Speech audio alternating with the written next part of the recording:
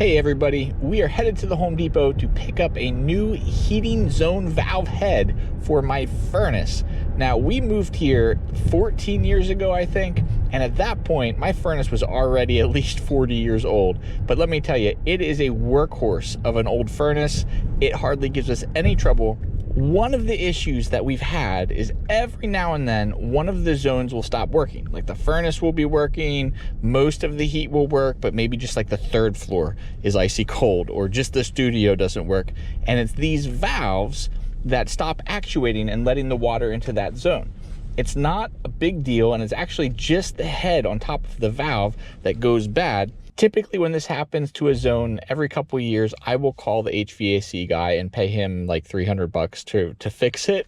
But this time around, it was the holidays. I have the time. There were some other bills that had piled up, like the car is going to need stuff. I thought, man, if I could just save some money here, that would be great. Part of what I see this channel being about is taking responsibility for yourself and for your family. And sometimes providing for your family doesn't just mean making a lot of money. Sometimes it means saving money and doing things for yourself so that you don't have to put out $300. If I can make it work for $100, I'm gonna do it. All right, they had to look for one for me, but they found it. So we're headed to the checkout. Just this little head.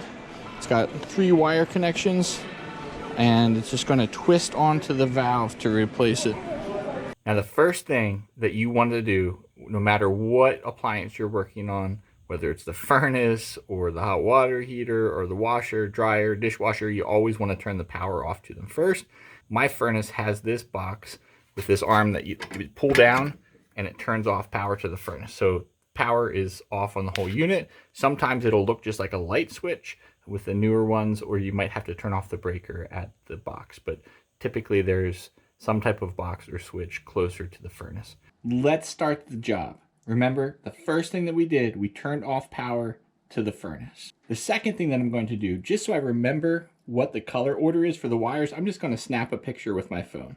If I'm ever taking apart an appliance, like a washer or a dryer, and like, oh man, I'm not going to remember how this goes back together. Sometimes I video how something comes apart. Sometimes I take pictures of what it looks like together, or I hold a piece up in a certain orientation so I can see it. This is a real great time to do that. Just because my wires go red, white, green, that doesn't mean that your wires will do the same thing. The colors don't necessarily mean the certain order. So take a picture of yours when you take this apart, or draw a little diagram. If you have your phone handy, that's a real easy way to do it. So we are literally only going to need a screwdriver. The only thing that's different between the two of these is the old one has a flathead screw system and the new one is the Phillips screws.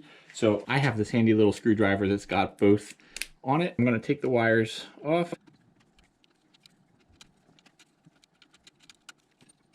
And I'm just going to keep the wires stretched apart. I wouldn't want them to like short out the thermostat or something weird like that. Not sure that's a thing, but it's just safer that way. And then this is just going to twist off. Okay, so initially I twisted the wrong way.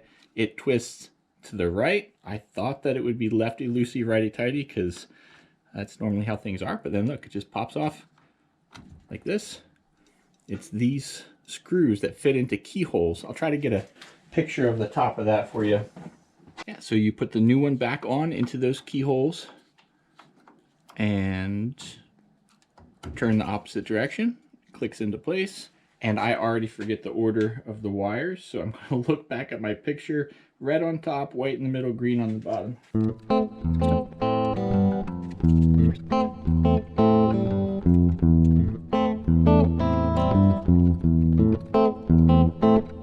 This job is done. All we have to do is turn the breaker back onto the furnace, turn the thermostat back on, and things should be back up and running.